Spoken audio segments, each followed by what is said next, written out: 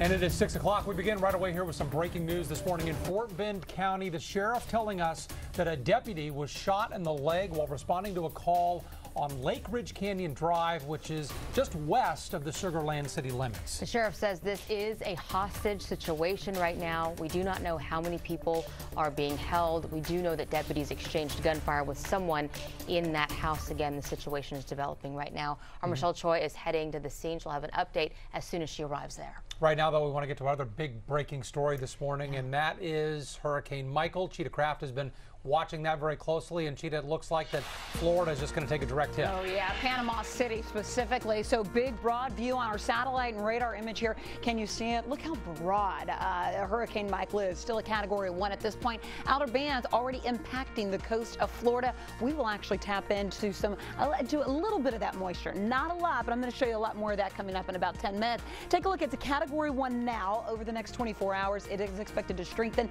as a Category 3 hurricane, making landfall again right over Panama City as a major hurricane. They're already preparing, of course, for the wind, the storm surge, and the amount of rain they're expected to see even across portions of the southeast. So, of course, here locally, a big concern is travel and delays at the airport. So we have our Brandy Smith telling us more about that. Yeah, Cheetah, as Hurricane Michael inches closer to the Florida Panhandle this morning, the only local impact here will be at airports. But for perspective, a delayed flight is nothing compared to what people in the storm's path are about to go through. We know what it's like. We've lived it a year after Harvey. We're still living it.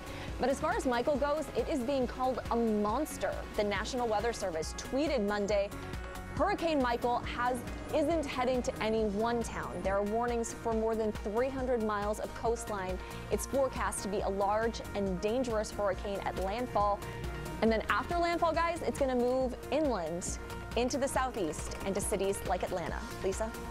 Brandy, thank you. You get all the latest information on Hurricane Michael at KHOU.com or on our mobile app. Right now, let's send on over to Doug for your rush block traffic. Doug? Absolutely. We're taking a look at I-45 North this morning. That's because there is a fender bender. It's a relatively minor crash, but it's adding about 15 minutes to your commute on I-45 North. Right when you get to Shepherd, you're going to start to slow down. The crash is at Tidwell. A live look from Houston TransStar shows them still negotiating this thing on the side of the road. Really should have pulled it off the road since they can safely move around there. Doesn't look like anybody's hurt. League City Parkway to downtown on I-45. The Gulf Freeway moving nicer. The south side, 60 miles per hour as you come in. 288, the South Freeway is also moving nicely. 58 miles per hour, although rush hour is coming, it's starting to slow down inside Beltway 8. Russ? All right, thank you, Doug, very much. Breaking overnight, a man behind bars, but two others, they're on the run this morning after trying to steal an ATM. This happened shortly after midnight on Belfort in southeast Houston. Police say the men tried using a truck to take the ATM. When that didn't work, they just tried to bust the machine open. Officers showed up, arrested one man. It's unclear if the others, though, got away with any cash. Your rush block continues with the day's other big stories, starting with a local priest set to face a judge today for sex abuse charges. Father Manuel La Rosa Lopez is accused of abusing two teenagers about 20 years ago at a Conroe church. He was later moved to a parish in Richmond. One of the accusers says Cardinal Daniel DiNardo lied to her about not removing the priest from active ministry. A townhome under construction collapsed in Dallas, killing one construction worker. 5 others were rescued and are expected to be okay. I'm still scared, man. I'm still blessed. I'm thanking God, man, that I'm still alive. Officials are still trying to figure out what caused that collapse. Moody Gardens prides itself on being a place for education and conservation, but now they're facing a firestorm of criticism for the way they recently collected marine life off the coast of Florida. Moody Gardens says they were legally collecting several species in the name of conservation, but plenty of Floridians say they damaged one of their most vibrant ecosystems.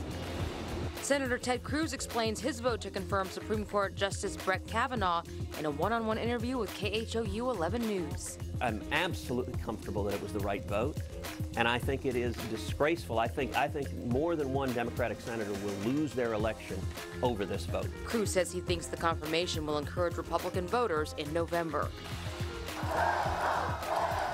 How are we doing tonight? Cruz's opponent, Congressman Beto O'Rourke, campaigns in Houston. He held a rally with rapper Bun B last night. Today he'll visit students at Rice and Texas Southern University. And that is your Rush Block. Let us know what's happening in your world. Just tweet us using the hashtag HTownRush.